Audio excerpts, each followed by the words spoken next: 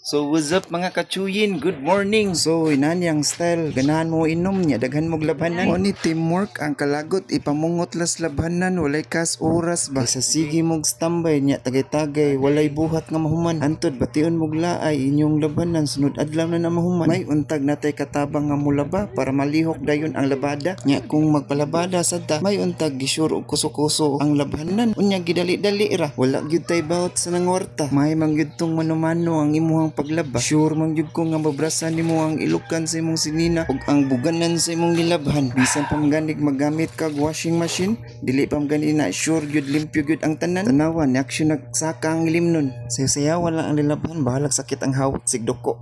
Kuwata permero tagay yahan sad. Tungod sa kauwag, sa ka-excited mo inom. Aw, gyaro-gyaro ka na ang beer nga ilimnon. Imbis katungara sa baso ang tagay, shot puno man hinuon. Tanawa, unsa na'y resulta, nagdisko ng duha.